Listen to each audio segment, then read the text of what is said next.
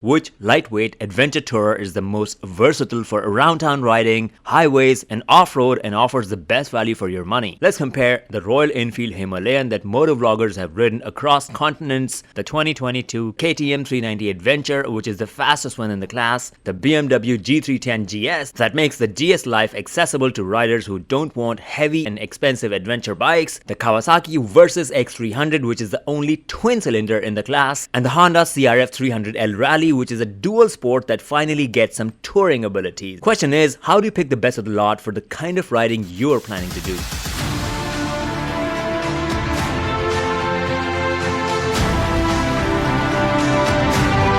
Let's start with performance comparison. The KTM's 373cc liquid-cooled engine is the most powerful and torquey in the category, which is capable of 100 miles an hour and above. But the Versys X300 gets a 296cc parallel twin engine which comes pretty close in power but delivers at quite high in the rev range. So a full send top speed may be 100 miles an hour, but it will be more pleasant around the 70 miles an hour mark. The 313cc engine on the G310GS delivers 34 horsepower and 20 foot-pounds of torque and a top speed of 88 miles an hour. The Beamer is also pretty happy at 70 miles an hour cruising on the highway. Honda CRF300L Rally does have the smallest engine, but it can deliver a little more power than the Royal Enfield, even though the Himalayan has a bigger engine. The Royal Enfield does beat it with the second highest torque, which is quite useful off-road or riding uphill. In fact, I will summarize how these bikes compare in terms of their on-road and off-road capability at the end of the video. All the bikes have 6-speed manual transmission with an assist slipper clutch, except the Himalayan, which is still close to its retro roots with a 5-speed gearbox and no assist slipper clutch, so you can learn the art of clutch and throttle control. And to control the power,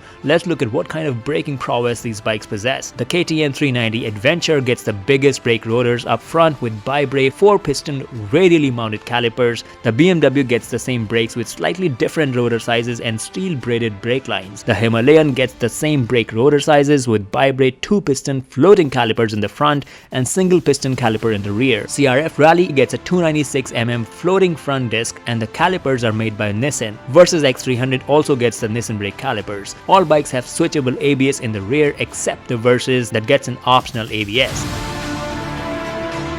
If we start looking at the equipment from an adventure standpoint, the CRF300 Rally would easily be on top with its 43mm Showa inverted forks that have 10.2-inch suspension travel, and so does the ProLink monoshock in the rear, which is preload adjustable. Himalayan is the next one with 41mm telescopic forks that can travel 7.9 inches, and the rear preload adjustable monoshock can travel 7.1 inches. G310GS has inverted non-adjustable KYB forks with 7.1-inch travel, and rear preload adjustable monoshock also travels 7.1 inches. 390 Adventure suspension is fully adjustable but does not offer a very remarkable suspension travel for adventure riding. Kawasaki suspension doesn't have any pretense for being an off-roader with quite a street and touring oriented suspension. The wheels and tires also tell you what these bikes can do. CRF gets 21-inch front and 18-inch rear wheels with wire spokes and tube type IRC Trail GP tires. Himalayan also gets 21-inch front wheel and 17-inch rear wheel with wire spokes. The 2022 Royal Enfield now comes with C8 tires globally. In my personal experience with C8 tires, they're durable, cheap, and offer decent grip for the power the Himalayan delivers. BMW has found a good balance with the 19 and 17-inch alloy wheels and tubeless Metzeler Tourance tires, which provide decent grip on the road and can handle some rough patches or a mild dirt trail as well. The 390 Adventure also gets the same type of wheels, and the tubeless Continental TKC 70 tires can also balance on-road off-road duties fairly well. Versys has the same wheel size, but for some reason they have wired spokes with the tube type IRC Trail winners. I find it a bit misleading to combine those wheels with that suspension unless Kawasaki was trying to save money on alloy wheels.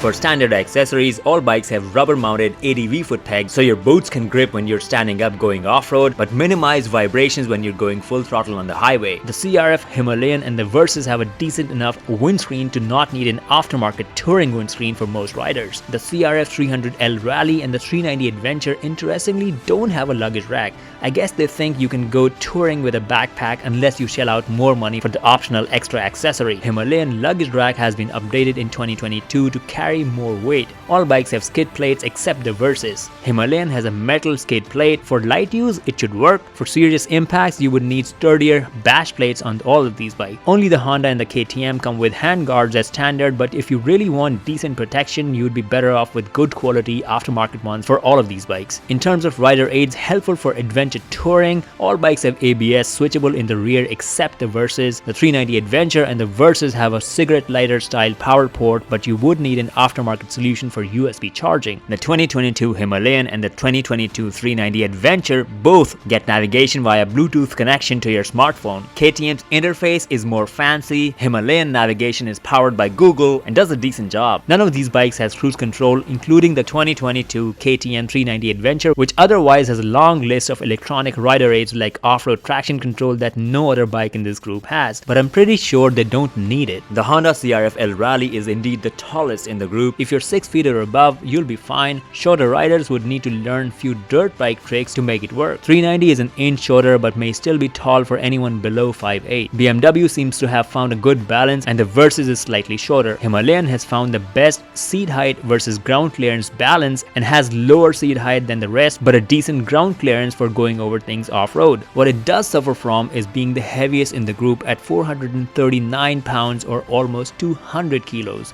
Although you should know that the center of gravity is quite low, so it won't feel as heavy as some top heavy adventure bikes do. The CRF300L Rally would be the easiest one to throw around and pick up with the lightest carb weight in the group. After all, it is a dual sport with a rally kit and a slightly bigger tank. Talking of fuel tanks, the Versys has the biggest fuel tank, but its lowest in class fuel efficiency limits its range to about 200 miles. The Himalayan has a 4 US gallon tank and its 70 miles per gallon efficiency can easily take it to about 280 miles. 390 has a decent fuel capacity and efficiency combination. It could make it to about 240 miles before the tank runs dry. The CRF300L Rally tank is bigger now and could do about 250 miles before you run out of fuel. The BMW has the smallest fuel tank and despite a decent fuel efficiency figure, range is limited to about 200 miles. These fuel efficiency figures are of course based on user reported figures and in some cases manufacturer claims in ideal conditions. These will vary based on your riding style, weight carried and riding conditions, so keep some margin for fuel stops when you're planning your next motorcycle road trip. And when you're on that road trip, here's what you're gonna hear.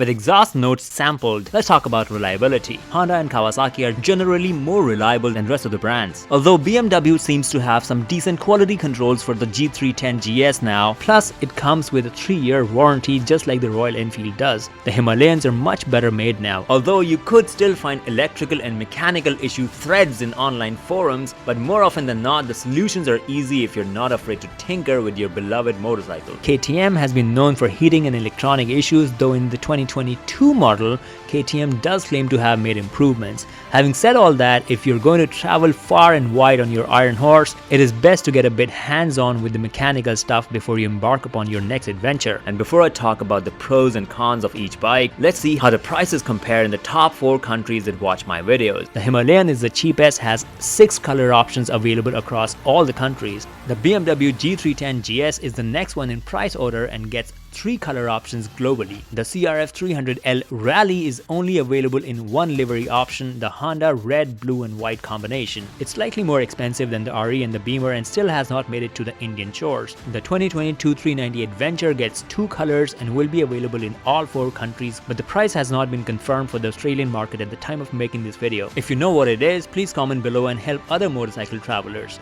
And now let's look at the pros and cons of each bike and what type of riding each one would work for. In this group, the CRF and the Himalayan are the most is capable for some decent bit of adventure or dual sport riding. Honda is a bit more capable because of its lightweight, higher suspension travel and general Honda reliability. However, both the bikes would be relatively slow on the highways, especially in the context of Western countries like the US and the UK. The Honda does look a bit plasticky, and that's where the Himalayan stands out. In fact, I think among the 5, it is the coolest looking motorcycle. If you compared the Himalayan with the KTM, the 390 would of course be faster on road and has fancier equipment. But when it comes to the off-road stuff, the Himalayan has more of a happy-go-lucky, retro dual sport character to it. KTM would give stiff competition on the road to the BMW just like all the other bikes, but the BMW still has the better fit and finish, better suspension travel, and taller ground clearance for off-road shenanigans. The Versys would be marginally better than the CRF on highways because of a more powerful twin-cylinder engine, but when it comes to the off-road stuff, nothing in this entire group would even come close to the Honda. At the end of the day, traveling long distances on motorcycles is more about how you feel on the bike, so pick the one that your heart truly desires to be your adventure riding companion. For comparing more dual sports options, watch this video I made comparing